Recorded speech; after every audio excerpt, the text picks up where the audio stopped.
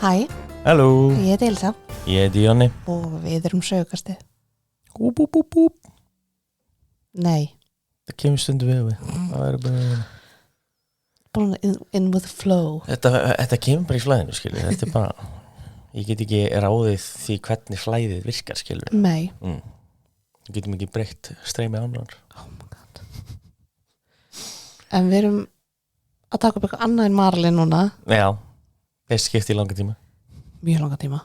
Þannig að, já, við erum aðeins að fara út fyrir þetta svið. Þetta er aldrei mikið. En bara, já, ég veit ekki hvað er að segja. Já, ég meina við erum sögukastið, við fjöldum bara allt milli heims og jarðar, skilur. Við erum að fara út frá þessu tímabili. Já, sem þið eru búin að vera svolítið föst með okkur hérna í sumar. Já, nú veist einmitt.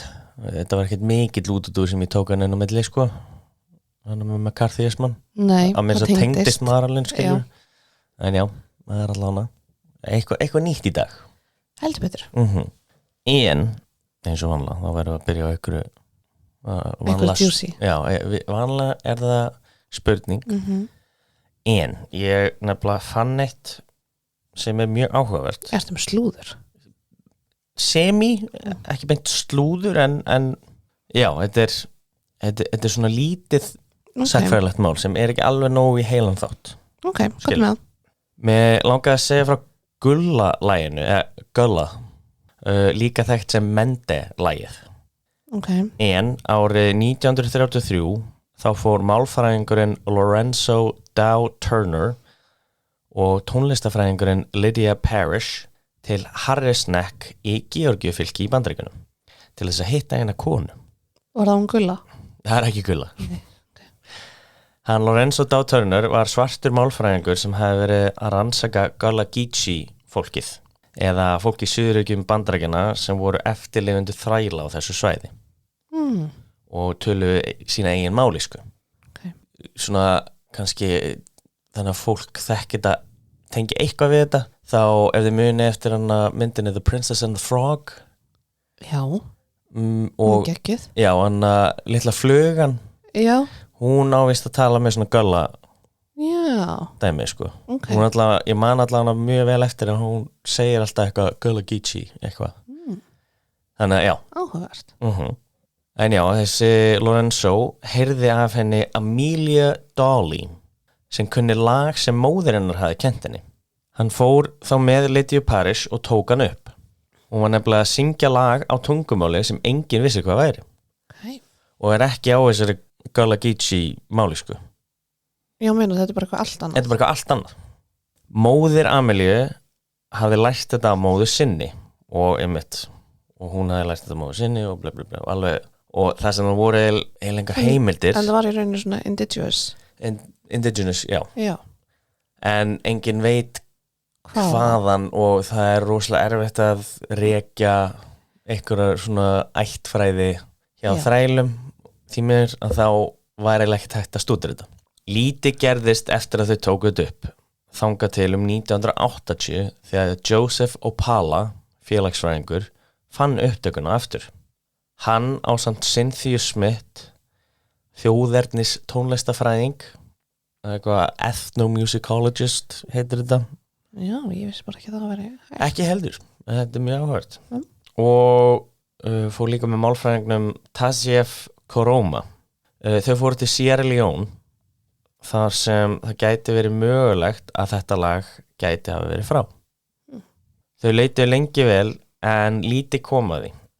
Þangað til að Cynthia endaði í einu þorpi Senehun Ngola þar sem hún hitti konu sem kunni lag sem var næstu í sama lagið og Amelia Dawley hafði verið að syngja 1933. Hún lærði þetta lag af ömmu sinni, sem sagt þessi kona í þorpinu. Og einmitt, þegar við förum aftur í söguna, að þá var Sierra Leone mjög mikið sem sagt þræla viðskipta svona hub á þessum tíma. Og komu margir þrælar í Bandaríkjunum þaðan.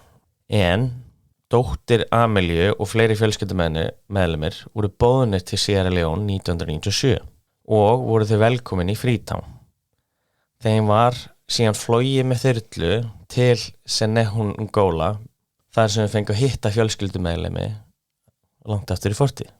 Já, ok, þannig að það náðist að tengja. Þannig að þetta lag hefði breyst pínu Já.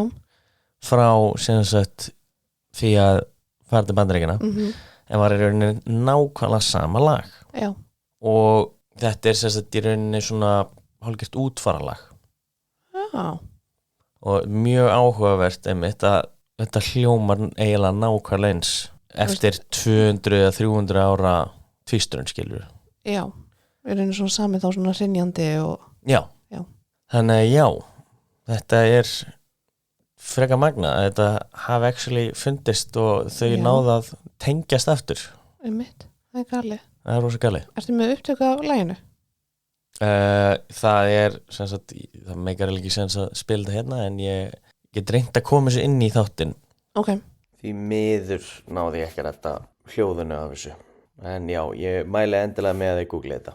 En ok, þú sérð allan að þetta er Emilíu útgáfan. Já. Og þetta er sem sagt Sierra Leone, eða Mende útgáfan. Já, þetta er basically bara það sama. Þetta er basically það sama. Já. Þetta er alveg galið. Og einmitt, það er rosa lítill munur. Já.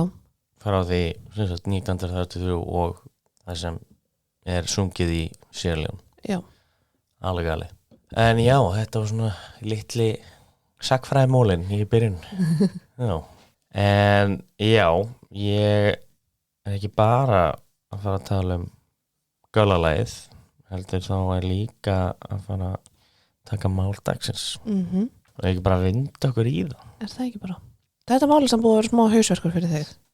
Ójá, ég mun alveg vel koma. Já. Og það kemur í rauninni bara frá fyrstu línum, sko. Já.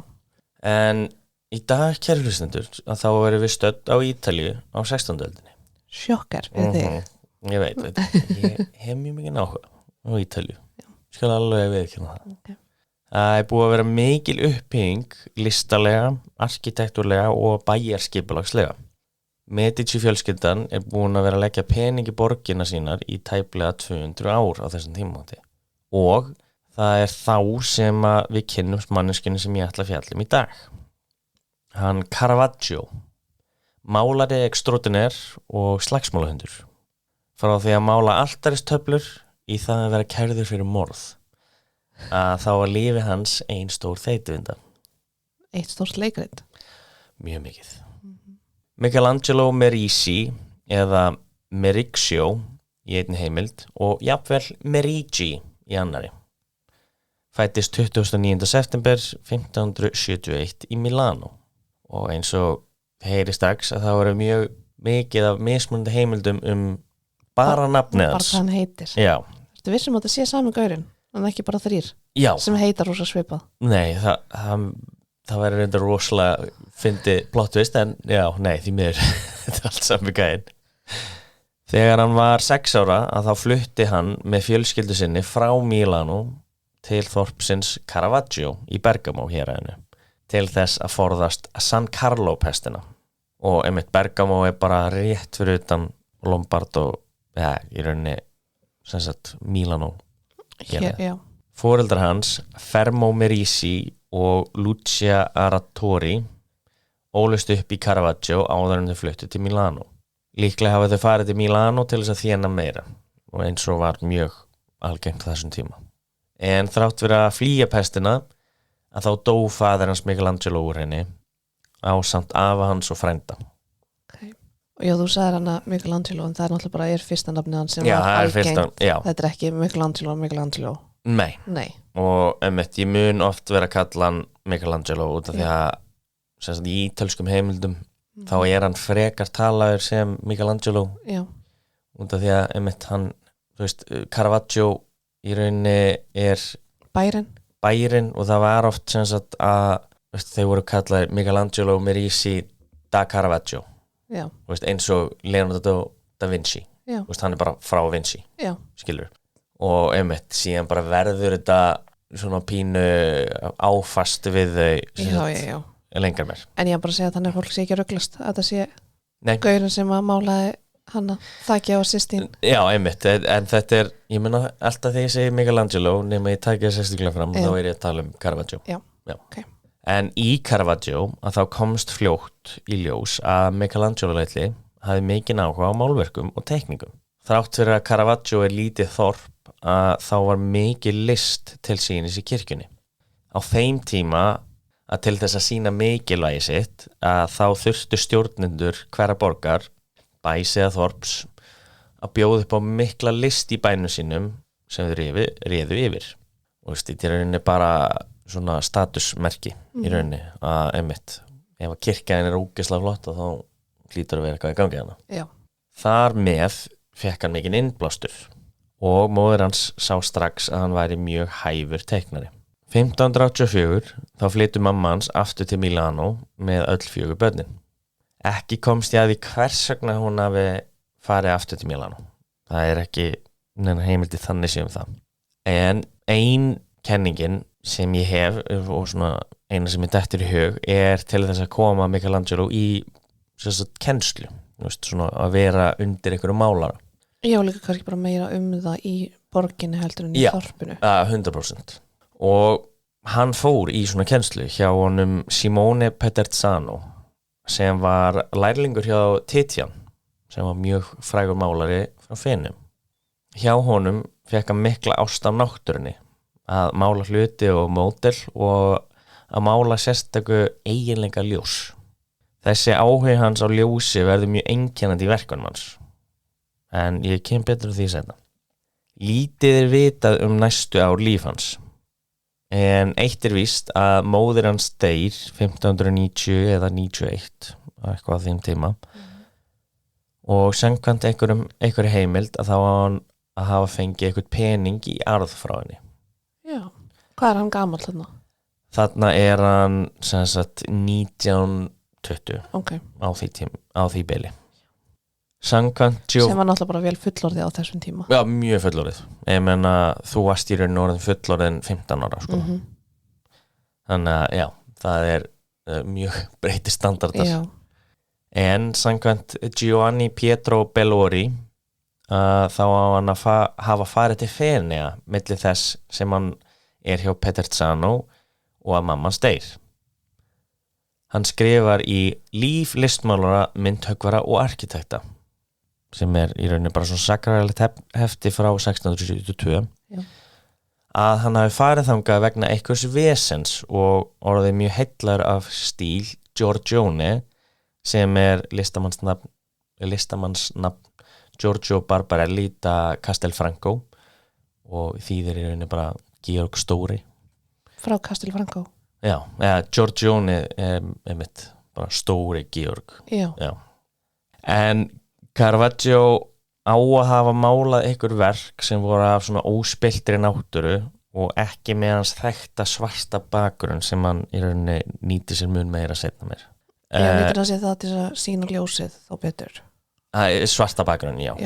En sem sagt á þessum tíma sem hann fyrir Feneyr sem sagt á meðan í Feneyrum þá málar hann bara venjulega svona náttúrumyndir. Og sem sagt þegar hann fer til Feneyja þá hann fengið mikið innblástur frá notkun sem sagt Giorgione á lit þar sem hann nota frekar takmarkaða litapaletu til þess að mála mikil náttúrundur. Og einmitt þessi Giorgione notar oft svartan bakgrunn sem einmitt Caravaggio verður þekkt fyrir. Vandamáli með þessa heimild er að ég finn ekkert annað en þessa heimild sem segir að Caravaggio hafi farið til Feneyja. Þannig að þú veist það er gott að nefna þetta. Já. En þetta mun vera vandamál í gegnum restina af þættinum að ég fann heimild frá einmitt alveg langt síðan. Hversu áræðanlegt það er erfitt að segja.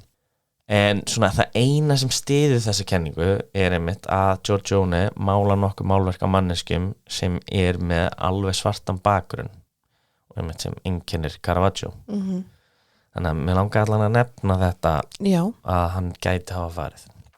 En eitt er víst að það er ekki fyrir en 1592 eða 1594 sem hann byrjar almennilega sinn feril sem málari. Í gegnum vinskap afa hans við Constanzo Colonna, markgreifinju frá Caravaggio, að þá fékk hann að fara til Rómar til þess að vera atvinnumálari, samkvæmt sumum heimildum. Þannig aftur, Það eru nefnilega einmitt einhverja heimildir sem segja að hann hafi farið vegna þess að hann hafi drepið ykkur. Það er allan samkvæmt einni heimild. Já, það er ekki bara fékk hann stuðningin eða ekki eða, nei. Það var eitthvað vesinn og einhver hafði dáið.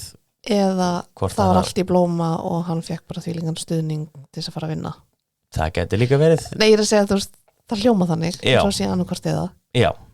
En svo getur líka verið korrekt. Ja, algjörlega sko. En hann fær allavega gistingu hjá Pandolfo Pucci sem var prestur hjá kirkju Heilags Péturs og Caravaggio kallar hann hins vegar Sierra Salad vegna þess að eina sem hann fekk að borða hjá hann var salat. Það er mjög fyndið. Já, mjög. En áður en við heldum áfram meðan Michelangelo okkar og þá þurfum við smá sögulegt samhengi. Róm hefur ekki alltaf verið jafn mikilfengleg og við þekkjum hann í dag og á tími Rómaveldis. Þetta er svona, einmitt, Róm í dag er ótrúlega falleg og einmitt var þekkt fyrir fegurð á tími Rómaveldis. En hún var nefnilega frekar sjabbi á miðöldum. Já. Alveg búin að missa þessa rómversku eiginleika sko.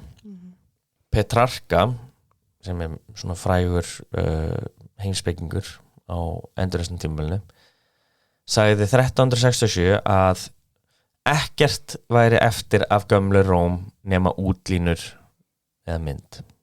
Já. Eitt af ástæðunum fyrir þessu er að páfadæmi var ekki í Róm á þessum tíma sem sagt á miðöldunum. Ofan á það að þá var mikið plágu og veikindi. Svartadauðinn og allt þetta búið að gesa yfir. Páfadæmi snýri aftur 1377 með Gregor XI en þá var borgin í ringulreið. Hann gerði sitt besta að bæta borgina en hann dó árið seinna eftir að hann kom. Þetta er gallin við að það er alltaf verið að koma með svo gamla páfa. Ég veit. Þá fór allt í hafari þar sem páfadæmi og aðallinn voru að berjast völd yfir borginni. Það hjálpaði ekki að skismin átti sér stað á þessum tíma þar sem það voru 2 páfar. Það er ekki fyrir að skismanum líkur og Marteinn V var kjörinn páfi 1417 að Róm fyrir að blómstra. Ok, var hann annar páfinn af þessum hann að 2 eða var bara sagt bless við þá báða og þetta er komið nýr? Já, það var leyst þannig að sem sagt út því það var annar páfi í Fraklandi. Já. Og þá eru nokkri páfaran inn á milli frá Gregor XI og að Marteinn V. Okay. En já, Marteinn V er sem sagt fyrsti páfinn eftir skisman og þá eini páfinn. Já. Það var farið í mikla uppbyggingu og fegurun á Róm. Það voru fengnir margir af helstu listamönnum endurreisnarinnar í Flórens eins og Rafael, Leonardo da Vinci, Michelangelo, Já. Og Sebastiano del Piombo. Síðan er byrjað á Basiliku Heilags Péturs 1506 sem var síðan að mestu kláruð 1626 og margir frægir listamenn koma að henni. Frægastir af hverjum þetta Michelangelo með málun sín á Kapitulloftinu, Gian Lorenzo Bernini sem gerði Baldacchino og sæti páfans. Baldacchino er svona spes, það er rosalega erfitt að útskýra nákvæmlega hvað þetta er en þetta er svona eins og svona pínulítið, það eru 4 súlur og síðan svona þak yfir og þetta er svona þetta er svona smá svona eins og háseti. Ekki háseti, þetta er meira svona háaltar en ekki altarið sjálft, skilur. En já, hann sem sagt gerði líka nefnilega hásæti og eru þau mjög flott. Síðan voru 2 páfar sem voru mjög miklu listunendur. Það er Gregor XIII og Sixtus V sem breyttu Róm í meira og minna þar sem við þekkjum hann í dag. Þeir voru að fá mikið af listamönnum inn í borgina til þess að vinna og var talið að 2000 listamenn unnu í borginu.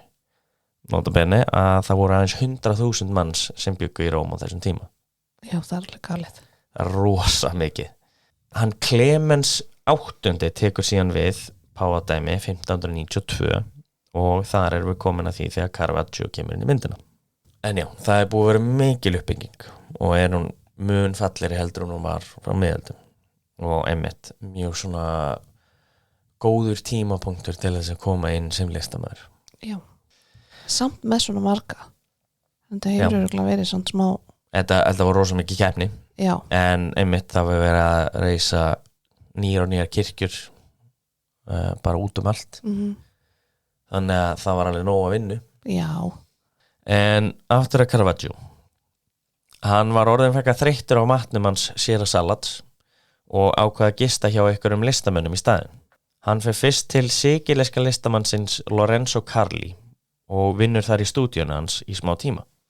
Síðan fer hann til Giuseppe Cesari Cavaliero d'Arpino og þar í nokkar mánuði. Samkvæmt einni heimild að þá fór Caravaggio til d'Arpino út af því að stúdíó hans var svona up and coming stúdíó og þar að leiðandi myndi hann fá betri tækifæri. já, Einhver tíman á þessu tímabili kynnist hann Mario Minniti, málara eins og hann sjálfur, en hann verður samt módelið hans í nokkrum af fyrstu verkum eins og í Bacco eða Bacchus og Suonatore di Liuto eða lútuleikarin og einmitt hann svona þekkt andlit hjá Caravaggio. já, Það eru sumir sem vilja meina að hann hafi verið elskuinn hans líka, en það ekki hægt að staðfesta það. það var einmitt svona það sem kom fyrir hausin á mér líka sko.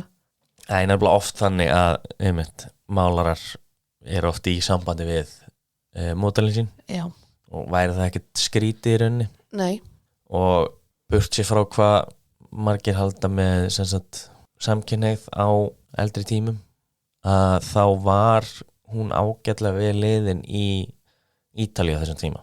það líka bara hafði verið það oft lengi meira bara eins og í Róma Já, og Gríkja algjörlega. sko. Það er í rauninni sem sagt, kristnidómur sem svona lokar á þetta en síðan upp úr endurreisninni þá fer þetta að vera aðeins meira fljótandi Já, það er allavega þekkt með eins og Donatello og Michelangelo hjá Medici fjölskyldunni. Donatello var mjög skapstór einstaklingur já, og átti mjög opinberlega mjög mikið af sem sagt einhverjum elsku já, en út af því að Medici fjölskyldan var bara dýrkaði Donatello að þá fekk hann að komast upp með meira heldur en margir aðrir. já, Þannig að þetta er svona oft tengt þessu. Hann var samt ekki lengi hjá honum Giuseppe Cesari því að Caravaggio meiddist frekar illa á löppinni þegar hestur sparkaði hann, ekki mjög næst. Giuseppe og bróðir hans vildu ekki kalla eftir lækni vegna þess að þeir þoldu hann ekki og vildu hann reynilega burt. já, þú meinar Já, það var í rauninni þökk ein síkileisk búðarmanns þar sem að fréttina náðu til hans Lorenzo Carli sem kom honum loks á spítala. Eftir spítaladöluna að þá leyfðu d'Arpino bræðurnir honum ekki að koma aftur til þeirra. Þannig að það var í rauninni heimilislaus.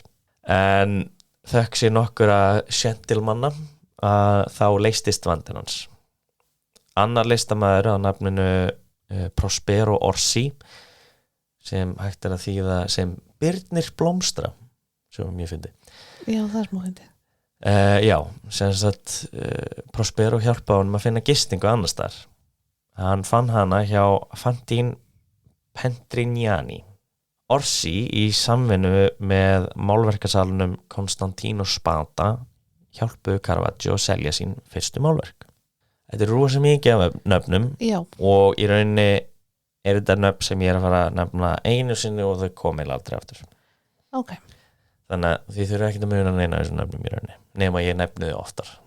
Hann fær strax athygli í listaheiminum og það líður ekki á löngu þangað til að nafni hans berst að eyrum kardinálans Francesco Maria Bourbon del Monte sem var sendiherra Medici fjölskyldunar. samt kardinali Kardinálið mitt og það var oft þannig á þessum tíma, þetta er náttúrulega ekki þannig lengur í dag, en sem sagt páfadæmi var mun pólitískara á þessum tíma og einmitt alveg aftur í tíman sko. Þar sem að einmitt Medici fjölskyldan sendi fólk bara til þess að vera kardinálar og einmitt páfar stundum bara í rauninni til þess að afla sem meiri öfl og hafa meiri völd þannig að já, fleiri strengi í brúðunum já, akkurat og einmitt páfadæmi var mun voldugra á þessum tíma heldur en þeir í dag já. Og núna er það í rauninni ekki með einvöld pólitískt séð sko Nei. En já en það er alltaf bara, það er annar þáttur já, það er bara þetta er rosa flókin saga með páfadæmi sko en Del Monte býður honum að gista hjá sér í höllinni sinni 1597 og í rauninni þökk sig honum að þá verður Caravaggio heimsfrægur þannig að það er í rauninni þökk sig Anna Del Monte að við þekkjum Caravaggio í dag Já. Kardinálar Vatikansins voru í efstu stéttum samfélagsins og öll þau málverk sem þeir áttu voru sett í sviðsljósið út af því að það var endurlaust að vera að bjóða í böll eða einhverja svona einhverja dinnera og fólk einhverja viðbyrði já, og einmitt fólk sá það sem þeir voru að sína á veggjónu sinni þannig að það hlaut að vera flott að sjálfsög Við erum aðeins búin að koma inn á hvernig stílinn hans er en mér langaði aðeins að fara út í það hvað gerir hann svona markverðan Svartu bakgrunn Akkurat, já einmitt, hann er nefnilega talin ennþá markverður í dag Já, ok Þannig að þetta er ekki eitt af þessum svona já, hann var fyrstu til að mála í þrívídd eða eitthvað svona og það var ekkert sérstaklega flott endilega. Nei. Veistu. En í fyrsta lagi að þá er það notkun hans og ljósi einstaklega mögnuð og sumir nota orðið ofbeldisfullt til að lýsa notkun hans og ljósi. Hann notar ljós eins og engin annar og sér maður það sérstaklega hversu mikið það dramatíserar öll verkin hans. Það gerir alla svipi á viðfangsefnunum mun áhrifameiri. Það er líka enn meira áberandi með svarta bakgrunnunum sem hann notar oftast. Þessi munur milli heildýpisins og viðfangsefnuna skerpir allt sem hann málar. Í öðru lagi að það málar hann eftir það sem er kallað í dag barokkstefnunni. Þessi stefna er mjög áberandi í listasögu þar sem það er mikið lagt upp úr dramatík. Mjög flókin verk sem kræfa mikla vinnu og hafa hálfgerð svona yfirþyrmandi áhrif. Já, svona sem þú sekkur í rauninni. Já, svona eiginlega bara svona sem svona skólast yfir þig meira sko. Já, ok. Caravaggio er einn af þeim fyrstu í þessari stefnu og í rauninni gerir hann að fræga að miklu leyti. Þegar hann kemur til Rómar að þá eru flestir enn í mannerismanum sem var mun ýktari. En aðri listamenn barokkstefnunar eru Rubens, Rembrandt, Bernini, Vermeer og Artemisia Gentileschi og ég mun ekkert taka fyrir Artemisia Gentileschi og það var mjög áhugaverður karakter. Ok, en samt eina sem ég þekkti hana var Rembrandt. Já, þú hlýtur samt að þekkja Vermeer, hann er hann með stelpuna með hann Já, er það ekki? Já, sem Hugh Grant lék í bíómynd. Já, einmitt. Nei. Hugh Grant? Nei, Colin Firth. Já, sorry. Já, og einmitt Bernini er hann einn af þeim sem eru að hanna kapelluna í Vatikaninu. Já, ok. En eitt barokkverk þekkjum við engum vel og það er Versalir. Þegar þess að mikið af innviðinu í Versalum er í barokk. Er fallegast í heiminum. Akkurat, þetta er eitt fallegasta verk allra tíma.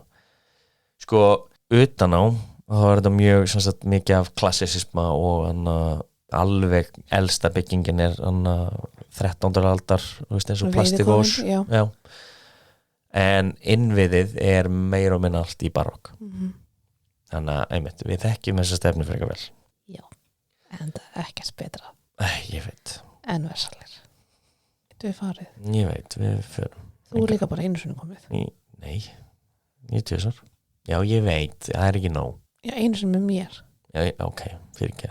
Já, og þá þegar við nýbyrju saman. Já, við munum einhvern tímann taka Versalir fyrir. Já. En já, það er ekki í dag. Nei, ég held að ég þurfi smá breyk frá mjög löngum málum. Já, en já, í þriðja lagi þá er það hans þráhyggja að mála allt í sínum náttúrulega og ógeðfeldlega veruleika. Já, bara ekki verið að fegra neitt. Nei. Bara svona er þetta. Já, og hann vildi ekkit halda aftur af raunveruleikanum og málaði hann í sinni hreinustu mynd. Eitt frægasta dæmi af því eru málverkin hans af afskornu höfði Medúsu, sem mjög flott, og morðið á Holofernesi. Og þetta eru mjög ofbeldisfull verk sem sýna mannseðli í sinni hreinustu mynd. Og þau eru mjög áhrifamikil verk hvorutveggja. Hann mikið í að vera með afskorinn að því að það eru mörg þannig í Louvre, til dæmis? Það alveg nokkuð, sko, en ég man ekki eftir að... Það sé svona afskorið á disk og eitthvað? Já, það er oft mitt annað höfuð á Goliat. Já. Þannig að það er oft sem sagt sett. Já. Þannig. Þetta er Medúsu höfuðið. Já, kannast ekkert við þetta. Nei, en þú veist, þú sérð hvað þetta er svona raunverulegt og mjög svona, hann er ekki að færa neitt. Nei, hún er ekki sátt með að vera af höfuð. Nei, morðið á Holofernesi. Hvað finnst mér að ég hef séð þetta? Þetta er mjög frægt málverk, en að Holofernes. Já. En einmitt, sagan á baku þetta er að Judith henni nauðgað af Holofernesi. Já. Og einmitt hún og ykkur tengdinni koma og drepa hann sem þetta kvöldið til. Okay. Ég mæli með fyrir alla hlustendur að googla þessi málverk á meðan ég er að tala um þau, það eru mjög flott. En hann lifir mjög þægilega hjá honum Del Monte og fær ágætlega borgað og kemst í kynni við marga úr aðalnum. Hann hélt samt alltaf tengsl við gamlu vinnina frá því þegar hann kom fyrst til Rómar. Það er þá sem hann byrjar á sínum stærri verkum, þökk hvað páfanir voru búnir að vera að byggja mikið af kirkjum. Það þurfti náttúrulega að skreita þær og voru fengnir listamenn þessa tíma til þess. Hann Caravaggio fekk að skreita Contarelli kapelluna í Chiesa San Luigi dei Francesi. Þar heiðrar hann heilagan Mattias með 3 stregum. Fyrsta málverki heitir Il Martirio di San Matteo eða heilagur Mattias verður píslóttur.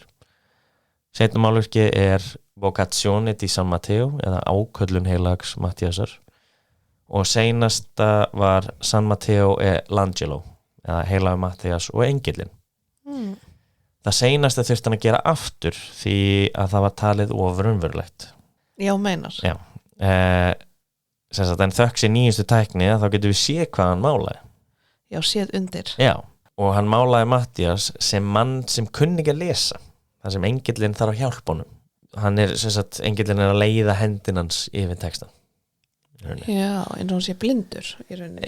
Já, bara lesblindur, bara á erfitt með að lesa. Þetta fór ekki vel í fólk í kirkjunni og þurfti hann að mála það aftur eins og við þekkjum það í dag. Það sem í rauninni engillin kemur að honum það sem hann er að lesa. Já. En já, þeir vildi ekki að einhverjir heilagir menn virtust sem að þeir kunni ekki að lesa. Nei. Það mátti ekki alls ekki. Nei. Mátti engir gallar eða neyskilur, ekki eins og það. Alls ekki. Það sé galli að vera lesblindur en... Nei, þetta er bara... Þetta er bara lífið. Bara lífið á þessum tíma var mun... Já. Mun meira klift skorið. Já, að vissuleiti, sko. En hann var orðin frekar kókröstur á þessum tíma. Hann Caravaggio. Að sjálfsögðu. Hann átti það til að mála í 2 vikur og taka sér frí í 1-2 mánuð. Þegar hann var í fríi þá ráfaði hann borgina með aðstofamanni. Á þessum tíma þá var hann mjög áhugasamur götupólitíkina. Það voru nefnilega mikla deilur milli 2 flokka. Filo Francesi og Filo Spagnoli. Eða Frakklandsvini eða Spánarvini. Það voru búin að eiga sér frekar mikil átök milli þessara þjóða í gegnum tíðina en það var pínu látíð eða svona lægð í þessum málum upp úr 1590.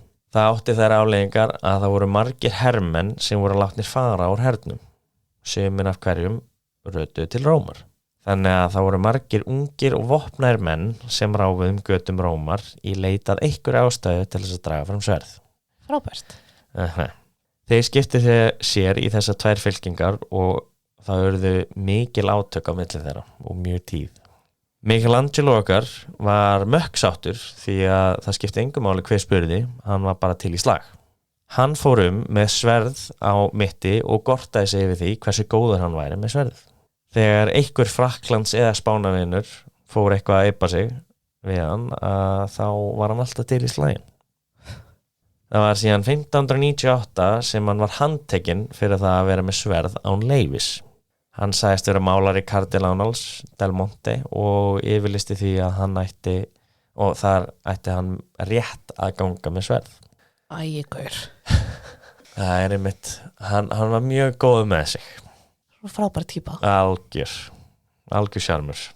Síðan árið 1600 yfirlýst sem helgi ár í Páfadóm, sem í raun svona pílagrímshátíð, sem á sér stað á 25, 33, 50 og 100 ára fresti og stundum eftir hendisemi eins og árið 2015. Ég ætla nú ekki að fara í þá kannhólu, þetta mjög flókið af hverju þessi bil. Já. En það sem að þetta var 100 ára hátíð í rauninni, að þá var hún frekar stór. Rúmlega 80.000 manns mættu á opnun hinnar heilugu hurða. Og henn áttir ekki spyrja, en ekki fara út í þá kannhólu. En það sem þetta þýddi í rauninni að þá var þetta stór hátíð í Róm og fólk kom héðan og þaðan til þess að halda upp á þetta. Ég fann ekki nákvæma tölu neins þar hversu margir voru þarna, en við erum að tala 100.000 pílagríma sem mættu. Já. Utanakomandi. Það þýddi í rauninni að það voru mjög margir sem komu og sáu listina sem var þar sett upp. Þrátt fyrir að Caravaggio var ekki í uppáhaldi hjá páfanum Clemens VIII, það var frekar hann Giuseppe d'Arpino sem við hefum hitt áður, að þá fekk Caravaggio mikla hylli í þessari hátíð og varð mjög frægur. Nokkur af hans verkum voru til sýnis hjá honum, Del Monte og La Vocazione var tilbúin í Contarelli-kapellinni. Ferillinn hans fór á flug og varð hann mjög frægur. Á þessum tíma hann í kringum 30. Hans merkustu verk þessa tíma eru La Cena di Emmaus eða Kvöldverðurinn í Emmaus, La Morte della Madonna eða Dauði Madonnar og La Sepoltura di Cristo eða Jesú grafinn. Já. En upp úr fræðin hans að þá eignaðist hann óvini. Það voru þó nokkrir sem þoldi ekki listina hans, né hversu fræg hún var og enn síður hann sem manneski. Ég skil. Hann leyndi ekki sína andúð á þeim sem líkuð ekki við hann og gaf hann út niðrandi sonnettur þá. Þetta var svona diss track þessa tíma í rauninni. Já. Eitt sem hann þoldi síst, Giovanni Baglione, skrifaði hann þetta. Ég ætla að lesa sem sagt á rómversku á þessum tíma. Giovan Bagaglia, tu non sai un H. Le tue pitture sono pittoresse. Voglio vedere con esse che non guadagnerai mai una patacca. Che dico tanto panno da farti un paro di braghesse che ad ognuno mostrerai quel che fa la cacca. Eða Giovanni Bagaglia, þú veist ekki neitt. Þín málverk eru skissur. Ég sé með þessum að þú græðir aldrei pening með hverjum þú kaupir par af stuttbuxum þar sem allir geta séð hvenær þú skýtur. Já. Þetta svona besta þýðingin. En í rauninni að þá var hann hræddur að einhver myndi vera frægar en hann og í rauninni vildi draga úr þeirra frama. Þess vegna hann svona dissa og opinberlega. Sem svo fyndið að þetta eru margir frægari en hann frá þessum tíma. Já og nei. Það sem sagt, hann einn af þeim frægustu á þessum tíma. Nei, ég tala í dag. Já, í dag, ég veit, en þú veist, einmitt, Galileo ekki orðinn jafn frægur. Þú veist, þannig að hann einn af frægustu mönnum lifandi á þessum tíma. Já, ég ekki að tala það, ég að tala það sem, þú veist, frá þessum tíma, þá þekki maður frekar, þú veist, Michelangelo, að þekki frekar Leonardo da Vinci, hann ekki fyrsta nafni sem kemur upp. Nei, þannig að hann ekki frægustur. Það nefnilega það sem hefur komið mér á óvart, ég hef þekkt Caravaggio mjög lengi. Já. En núna hef ég verið að segja fólki hvernig ég að skrifa og það eru rosalega fáir sem vita hver hann er. Já, þessin þetta smá kaltæði hjá honum.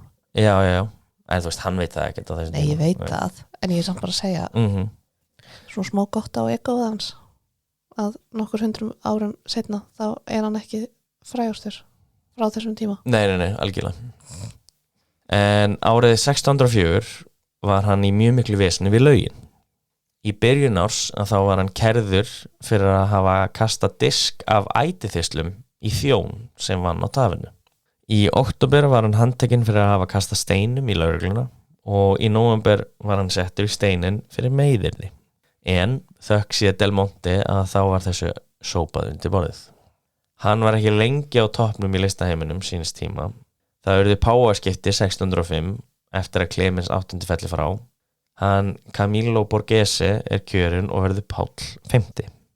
Hann er ágætlega merkilegur í vísindasögunni þar sem hann leyfir Galileo Galilei að kenna við Academia dei Lincei og eru meðmælin hans notuð Galilei til varnar í réttarhöldunum hans 1633. Já, ok. Þannig að hann er alveg stór dýll sko. Og einmitt, talandi sem sagt merkilega páfa og svona Gregor 13. sem ég nefndi á hann sem var einn af þeim sem svona beygði Róm upp gleymdi að nefna sem sagt hann er sá sem kemur með gregorianska dagatalið sem við notum í dag. Já, ok. Þannig þetta er alveg merkilega páfa sko. Já. Allavega hann Páll V er ekki mjög hrifinn á hann Caravaggio og fannst verkin hans Guido Reni frá Bologna vera fallegri sem við voru í klassisisma stíl. Já, þú veist, ég skil það er ekki allir til í brútal, sérstaklega ekki sem list. Algjörlega, þetta er náttúrulega, þú veist, þessi stíl er ennþá það nýr, þannig að það er mjög bara skiljanlegt að fólk er ekki alveg að fíla. Já. Þá á kúrían, eða í rauninni hirðin í páfadæmi, að hafa sóst frekar í Reni fram yfir Caravaggio. Þetta er samkvæmt einn heimild og ég fann ekki neitt annað sem segir þetta. Frekar andstæðuna við þetta, en ég ákvaði að nefna þetta samt. En sem sagt andstæðan er þá svo að litli frændi páfans, hann Scipione Borghese, var mjög mikill unnandi verka Caravaggio og fekk hann til að mála portrett af páfanum daginn eftir hann var kjörinn. Já, þú meinar. Þannig að núna erum við komið með 2 mismunandi heimildir Já, mjög svo mismunandi. Já, alveg í andstæðuna sko. En rauninni gæti bæði verið satt. Þú veist, kannski hefur hann fengið að mála mynd af páfanum en svo hefur páfinn bara ákveðið að fara frekar aðra leið og seinna meir. Já. Eða skilurðu? Algjörlega. Það þarf ekki alltaf að gerast sama daginn. Nefnilega sko. En já, þessi Scipione Borghese kemur aftur upp, segða mér. Okay. Síðan er ein heimild sem segir að hann hafi flutt frá Del Monte 1601 og farið til Mattei fjölskyldunar en enn og aftur fann ég ekki neitt nema þessa einu heimild. Og þessi heimild er hann frá Bellori. Okay. Það sem við vitum fyrir vissu hins vegar er að hann átti í sambandi við eina gleðikonu. Þá Caravaggio? Já, hanna Felice Melandroni. Hún var nefnilega mótilið hans í þó nokkrum verkum. Frægasta hverju er hún sem Judith í morðinu á Hólofernesi. Já. Samkvæmt einni heimild að þá var hún tengd Ranuccio Tommasoni, listamaður sem á að hafa verið í rauninni pimpin hennar líka. Hann var alls ekki sáttur með það að þau voru orðin svona frekar náin. Já. Samkvæmt einni heimild. En nú aftur, það er rosalega erfitt að finna einhverja konkrétt heimildir eitthvað á þessum tíma í rauninni. En annars að þá hittust þeir Caravaggio og Tommasoni í maí 1606 og spiluðu tennis. Þeim er ekki tennis eins og við þekkjum með í dag, en sem sagt svona... Tennis á líka þessum tíma þetta var inni? Þetta var endur úti. Var þetta úti? Já, þetta var úti. Ok, að því að tennis upprunlega var inni. Já, Jeu de Paume í Fraklandi. Já, og eins og Anna Völlunans Henry VIII. Einmitt, já, það var allt inni. En þetta var svo úti. Og það var líka aðeins öðru sér reglur og öðru sér allt svona. En þetta er einu upphafið af tennis. Já, einmitt. Þetta er einhvers konar spaða boltaleikur. Og net, kannski. Já. Held ég. eins og segi þetta að finna nákvæmar heimildir fyrir öllu þessu en hann Tomasoni var frekar háttsettur hjá Filo Spagnoli eins og við þekkjum Spánarvini og Caravaggio var undir vernd Filo Francesi Frakklandsvini þessi tennisleikur innan gæslappa varð pínu æstari en margir aðrir og endaði með því að þeir fóru í einvígi Tomasoni særði Merisi sem sagt Caravaggio okkar en Caravaggio skar á slagað hjá Tomasoni sem síðan blæddi út af vellinum það ennþá ekki komin niðurstaða meðal sagnfræðinga hvort að þetta hafi verið viljandi eða óvart sumar heimildir sem segja að hann hefði gert þetta ástæður á þig og sumar sem segja að þetta hafi verið óvart enda í einvígi það í raun bara ein leið út úr einvígi já, ekki beint sko því að það sem sagt hægt að særa fólk þannig að þeir get ekki haldið áfram í rauninni ég held að það þá bara klárað nei, alls ekki en það sem sagt ennþá ekki alveg víst hvort hann hefði ætlað að skera hann þarna eða hvort hann ætlað að skera hann þarna já, ég held bara að þetta sé spurning sem við fáum aldrei svari nei, alls ekki og ennþá marga deilur milli sagfræðinga en hann allavega deyr já, hann Tomasoni já.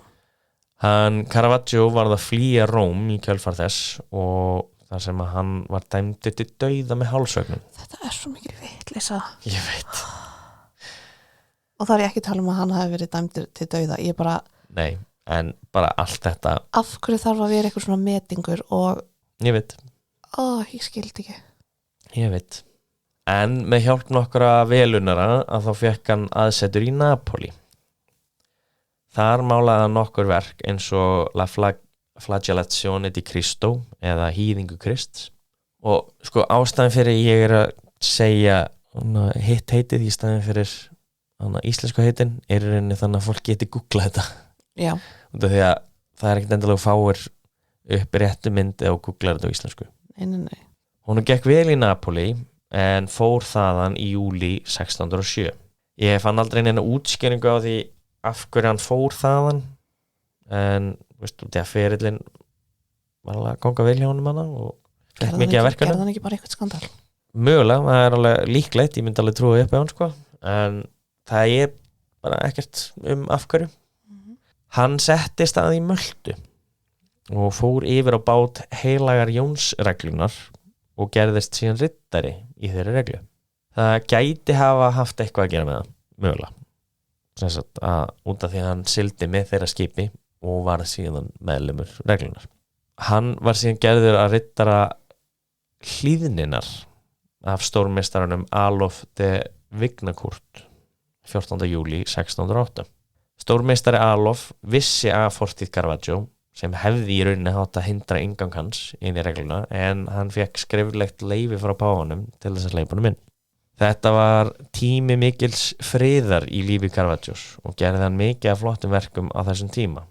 Afhöfðun Jóns skírara sem var fyrir ofan altari í kirkju heilags Jóns, heilagur Jerónimius við skriftir og sofandi Eros. Ég elskast að það mátti vera málverk af afhöfðun þann sem að hvað kapellana í kirkjan er en það mátti ekki vera engill að hjálpa hann að lesa lógíkin já, kirkjan meikar fullkomið senn sko. Það við erum ekki að segja að kirkjan sé að gera eitthvað af því bara sko.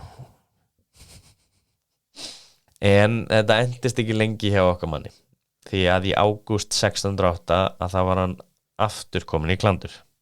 Hann var í hópslag þar sem margir af riddurum slösuðust. Hann var handtekinn og settur í steinin í St. Angelo virkinu. Hann beið ekki eftir réttarhöldunum sínum og slapp úr fangilsi sínum. Hann fór þaðan til Sigilegar. 1. desember sama árs var haldinn fundur reglunar í kirkju heilags Jóns, þar sem að hann var formlega rekinn úr reglunni. Þar stóðu þeir við altari og sögðu að hann væri rekinn og hent út eins og rotnandi og spilltur útlimur. Þetta gerist allt undir verki Caravaggios afhöfðun Jóns skírara, sem mjög kaldhæðið. Já. Hann stoppaði aðeins stutt á Sigri. Hann gerði altarisverkið í Basiliku heilugu Júlíusu í Sýrakúsu sem sýnir jarðsetningu heilugu Lúsíu. En áður en líður á löngu að þá fer hann aftur til Napoli hausti 1609. Hann ákveður að reyna að fá uppreist æru í Róm og byrjar samskipti við kúríuna með hjálp Konstansu Colonna sem sem sagt í rauninni sú sem hjálpar honum að koma til Róma til að byrja með. Já. Hann gerði þar eitt verk í Napoli áður en hann lendir í árás fyrir utan eina osteríu. Veitingastað. 4 menn koma að honum og berja hann í spað sem skilur hann eftir með ljótt sár í andlitinu. Samkvæmt einni heimild að það voru þetta menn frá Möltu sem voru að hefna sín. Þar sem að þetta stemmi við hvernig Möltumenn hefna sín í rauninni með ljótu sári í andlitinu. Það er að segja að líti á andliti og heiðri. Já. Þetta er svona symbolist. Á meðan hann að jafna sig málar hann 2 verk og það sést alveg vel að hann hefði verið frekar óstöðugur á þessum tíma þar sem þau eru ekki alveg jafn stílhrein eins og fyrirverkinans, þannig að hann er pínu skjálfandi. Hann er svo vongur að með það að fá fyrirgefningu frá páfanum að hann leggur af stað í litlum bát með nokkur málverk til að þakka Borghese fjölskyldunni. Og einmitt, það er í rauninni þökk Scipione Borghese að sagt, þetta fer almennilega af stað. En hann er handtekinn og settur í Palo Laziale fangelsið og samkvæmt Bellori að það voru spænskir hermenn að bíða eftir einum riddara sem þeir vildu handsama en höndsumu hann í staðinn. Já. Hann slapp og kom sér til Porto Ercole. Hann fekk mikla hitasótt og dó nokkrum dögum seinna, 1610. Okay. Það leiðilega var að það var búið að redda fyrirgefningu frá páfanum en hann dó án þess að vita. Já. Þannig að hann var heiðraður sem sagt eftir á.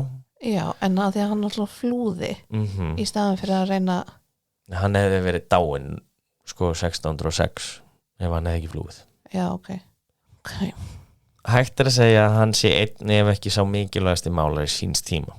Hann breytti listaheiminum og er enn talin eitt besti málari allra tíma enn þann dag í dag. Þannig að þrátt fyrir mjög svona skrautlega ævi að þá einmitt lagði hann alveg sitt mark á listaheiminum. Og það er bara magna hvað þú velur alltaf toppmenn. Toppmenn sko. Til þess að fjallum. Mér finnst þið svo skemmtilegir þessir sem svona lenda í hinum á þessum æventyrum. Og einmitt, hann lendi í hinum á þessum æventyrum. Svo sannlega. Sem er samt alltaf á honum. Ég veit. Þetta er allt hans. Já, algjörlega.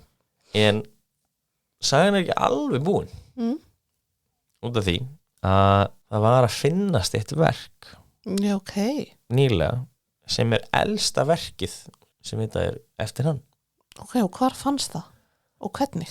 Að það er alveg komin tæmlega 500 ár þá? Já, sem sagt það er haldið að þetta hafi verið frá cirka 1592. Já. Og þetta er af strák sem er að flýsa ávexti og heitir bara, þú veist, Boy Peeling Fruit. Og þetta á að vera sem sagt í rauninni áður en hann fer á stúdíó hans Cesari. Já, og er alveg 100% að þetta sé Caravaggio. Það er einmitt eitt svona barokk sérfræðingur sem heitir Gianni Papi og segir í rauninni með svona X-ray yfirferð og svona X-ray myndatöku að hann í rauninni geti alveg 100% sagt að þetta sé Caravaggio og með þessu X-ray þá sést í rauninni að það ávist að vera einhver hundur hann líka sem sést ekki sem sagt annars. Og já, þetta fannst í rauninni bara með bara algjöri bara heppni í rauninni.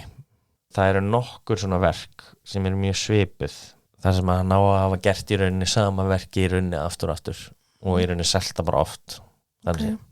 Og já, það er sem sagt einmitt nýtt verk sem ég fundi eftir hann Caravaggio til að sýna þér hérna.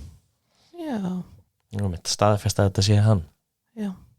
Sem er breka magna. Jón, hvar var það? Sko, þetta var í rauninni bara á einhverju uppboði sem þetta finnst. Já. Og það stendur ekkert hvaða uppboð. Þetta er eitthvað svona leynilegt lista uppboð. Ok.